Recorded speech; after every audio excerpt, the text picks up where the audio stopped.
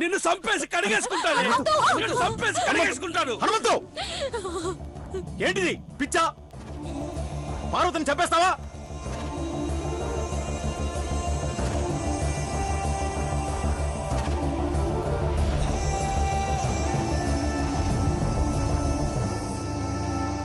అయ్యా, ఈ లమ్మ చచ్చిపోయేటప్పుడు నా గుండెల్లో బాధ కన్నా బరువే ఎక్కువైందయ్యా. ఎందుకంటే దీన్ని గుండెల్లో ఎట్టుకున్నాను.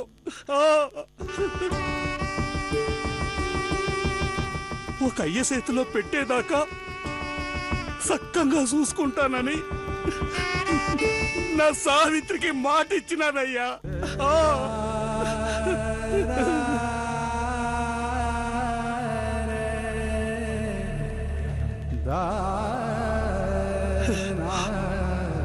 అదృష్టం లేక ఒక సంబంధం పోనాది.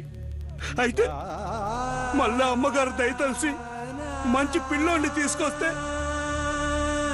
ఇప్పుడు పెళ్ళే అక్కర్లేదని చెప్తోంది.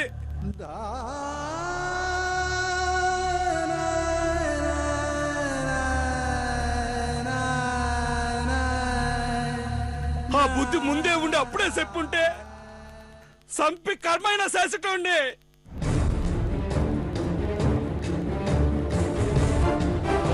ఇట్లా మీ పరువు తీయాలని చూసేది కాదు.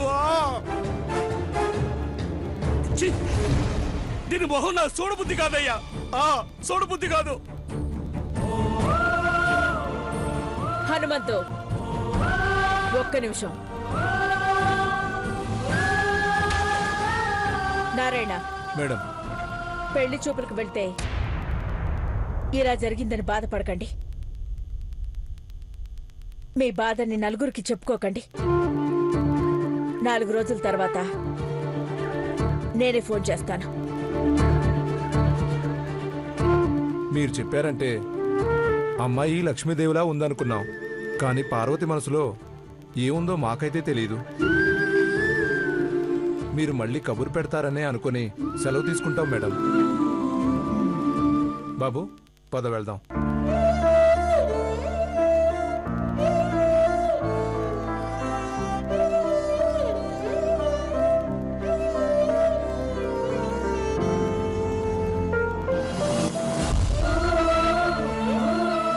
బయట వాళ్ళు ఎలాగో వెళ్ళిపోయారు. ఇప్పటికైనా నీ మనసులో ఏముందో బయటికి కక్కిచావు. లేదంటే పాపం హనుమంతు ఇక్కడ చచ్చిపోయేలా ఉన్నాడు. భవానీ,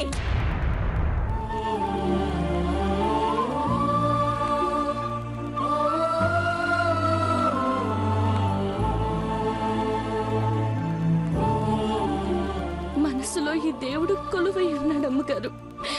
చచ్చిపోయేదాకా సేవ చేయాలనుంది. మీకు చెప్పే ధైర్యం లేదమ్మా. పార్వతి, ఏమైంది? అమ్మకేంది చెప్పు. ఏంటలా రాయిలా ఉంటావు? మళ్ళీ పెళ్ళొద్దని ఎవరి కొంప కూల్చాలని చూస్తున్నావు? చంద్రముఖి, ఆగు. 2 నిమిషాలు ఎవరు ఏమీ మాట్లాడొద్దు. పార్వతి, ఇట్రా. నిన్నే ఇట్రా.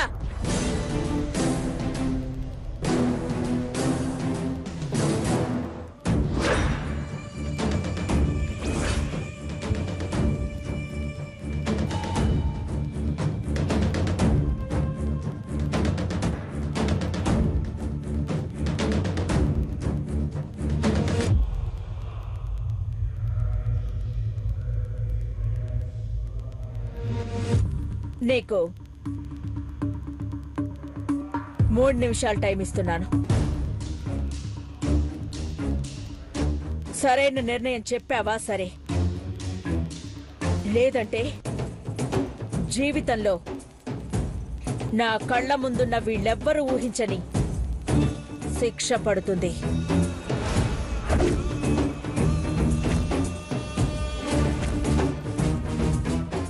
చెప్పు.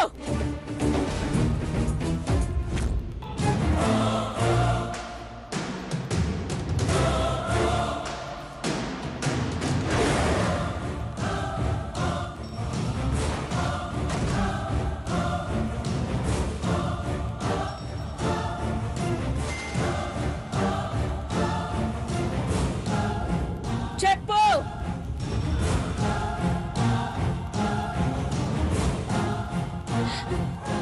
అమ్మగారు, అయ్యగారు, పెద్దబాబు గారు, సన్నబాబు గారు, మీకు పేరు పేరున దండలెట్టి చెప్తున్నా. దయచేసి నాకు పెళ్ళొద్దు. నేను నేను ఈ పెళ్లి చేసుకోను. అదే ఎందుకు?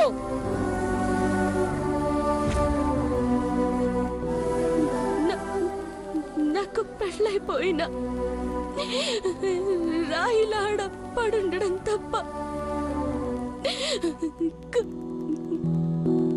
కట్టుకున్న వాడితో సంసారం చెయ్యలేను.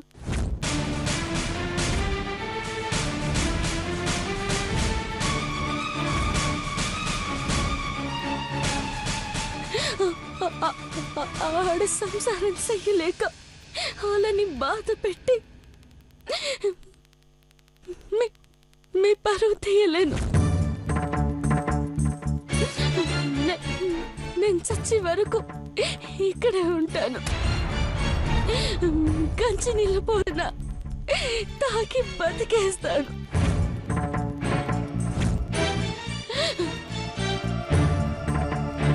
ఏమైంది పార్వతి నీకు?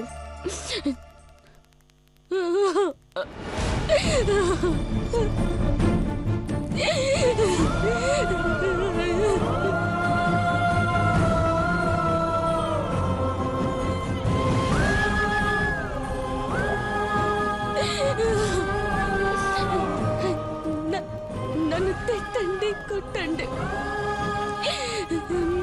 మీకు ఎట్టా తోస్తా అట్టా చేయండి అమ్మగారు. నాకు మాత్రం మీ పెళ్ళొద్దు. ఇట్టాగే ఇక్కడే ఉంటాను. మీరేది పెడితే అదే తింటాను. మీ దగ్గరే మీ సేవ చేసుకుంటూ ఉంటాను అమ్మగారు.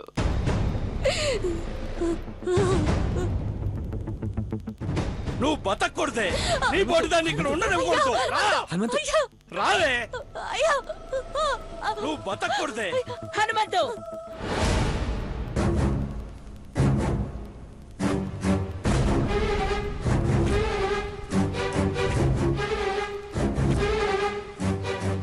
వదిలేయ్. అమ్మా, పార్వతిని వదిలేయ్.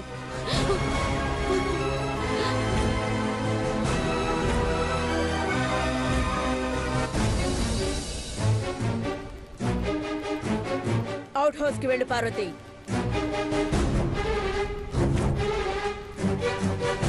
అమ్మగారు, వెళ్ళు.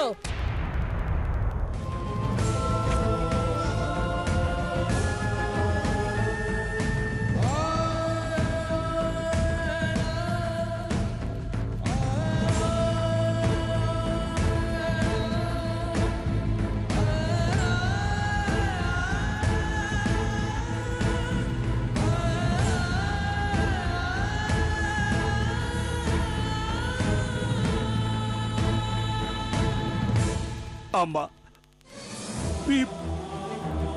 మీ పరువు తీయాలని చూసిన దాన్ని మళ్ళీ క్షమించారు ఎందుకు అమ్మగారు?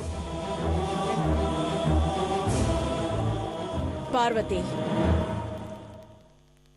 కావాలని చేయలేదు హనుమంతు. తను డిస్టర్బ్ అయ్యుంది. కారణమేంటి అని అడిగితే చెప్పదు. చెప్పాలని లేదు.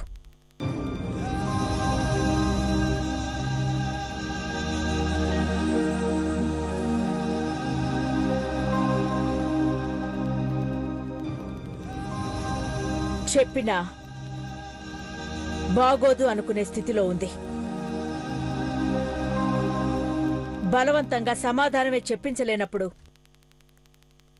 పెళ్లి చేయకూడదు.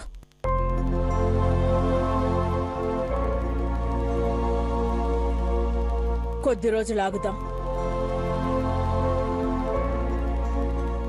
కానీ మునుపట్ల లేదు. ఏదో మార్పు కనిపిస్తోంది. అదేంటో కనుక్కోవాలి.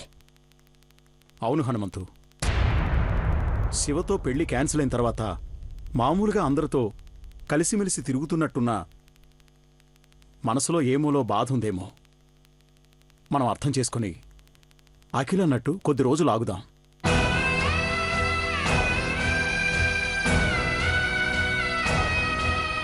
చేసుకొని పార్వతిని బలవంతంగా పెళ్లి కొప్పించడం తను జీవితంలో సంతోషంగా ఉంటుంది హనుమంతు. బాగా చూసుకునే వాళ్ళు ఎక్కడైనా దొరుకుతారు. పార్వతి బాగాలేకపోతే నువ్వే బాధపడాల్సి వస్తుంది. తొందరేం లేదు. మీ అంత ముందు చూపు నాకు లేదు పెద్దబాబు గారు. అమ్మగారు, అయ్యగారు, మీరంతా ఎట్టా చెప్తే అట్టా వింటాను. పార్వతి ఒక్కతే నా మాట వింటే చాలనుకుంటాను, అంతే.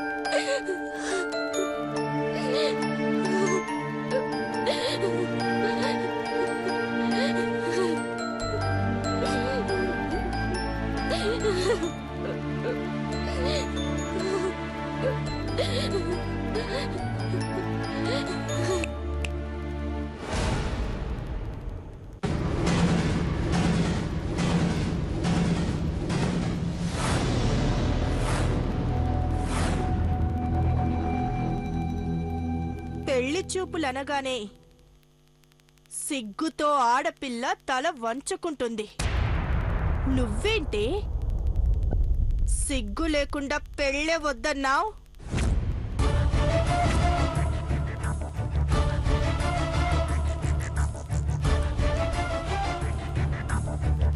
పెళ్లి చేసుకోవాలన్న కోరిక నీలో చచ్చిందా, లేదంటే చచ్చు ఆలోచన ఏదైనా మనసులో పుట్టిందా?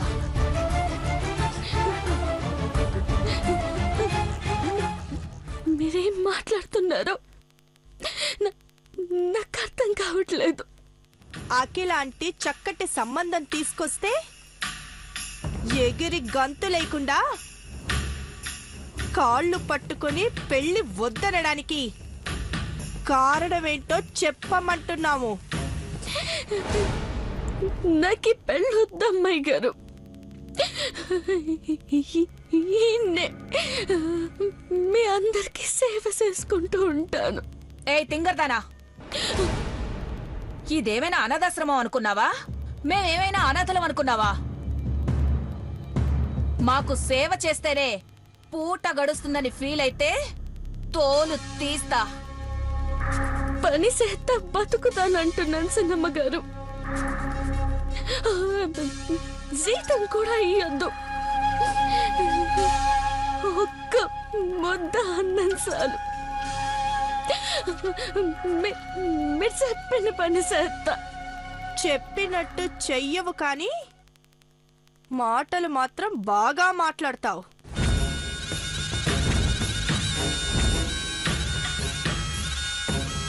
ఓసే మెంటల్ దానా, మదర్ తెరీసా ఫోటోనో మీరాబాయి బొమ్మనో చూసి జీవితం త్యాగం చెయ్యాలనుకున్నావేమో. వాళ్ళంటే మహానుభావులు. నువ్వు ఊళ్ళో పిడకలు కొట్టడం ఎగ్గొట్టి ఇక్కడ ఊడిపడ్డదానివి. కాటన్ చీర కట్టుకుని కృష్ణారామ అని చిడతలు కొట్టుకునేంత సీన్ లేదు నీకు. మర్యాదగా పెళ్లి చేసుకొని ఈ ఇంటి గడప దాటి నువ్వు వెళ్ళిపో. మళ్ళీ జీవితంలో ఈ గడప తొక్కకూడదు. పని ఏదైనా ఉంటే చెప్పండి గాని ఇంటి నుండి వెళ్ళిపోమని మట్టుకు చెప్పకండమ్మా. అంటే పర్మనెంట్ గా ఇక్కడే తిష్ట వేద్దాం అనుకుంటున్నావా? సచ్చేదాకా ఈయన్నే పడుంటాను అమ్మాయి గారు. నన్ను ఒగ్గేయండి.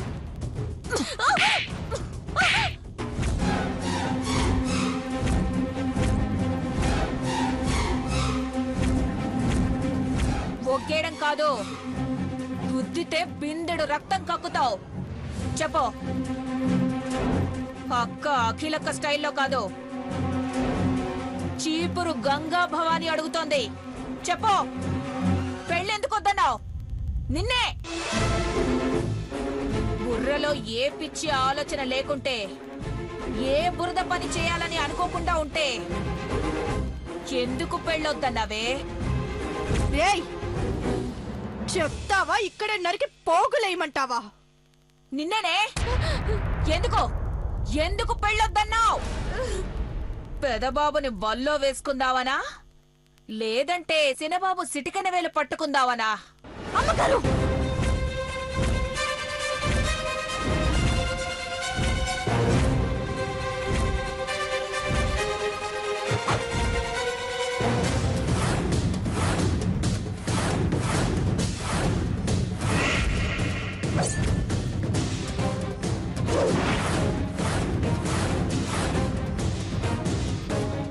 మర్యాదగా మాట్లాడండి.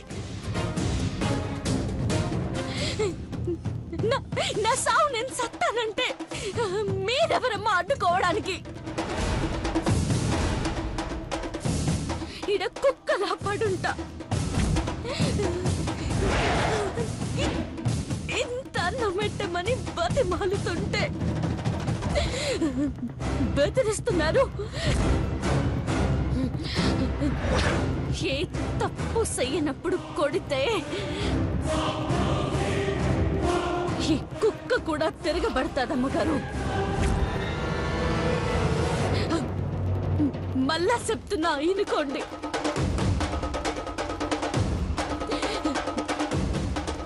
నా పెళ్ళి నా ఇష్టం. నేను చేసుకుంటాను, చేసుకోను, సత్తాను. మీకు అనవసరం.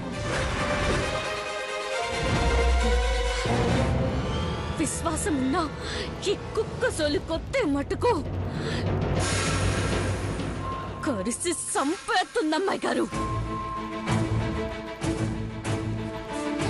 ఎన్ని రోజులు మీరు కొట్టినా తిట్టినా పడున్నాను.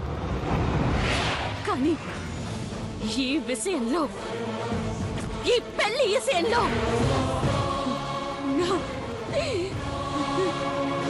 నన్ను వదిలేయండి అంతే.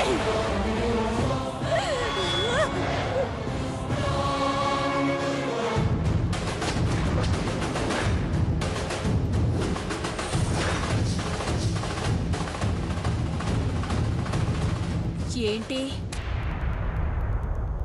ఇది? వంట మనిషేనా? మేగోటి పార్వతేనా ఇలా మాట్లాడింది చంద్రముఖి? దీని కళ్ళల్లో కన్నీళ్లు మాత్రమే ఉన్నాయనుకున్నాను. కోపం కూడా ఉంది. తిరగబడుతోంది చీపురాంటి. ఎదురు తిరిగిన దీన్ని బోర్లా పడేసి తొక్కితే కింద ఉండే 7వ లోకంలో పడాలి.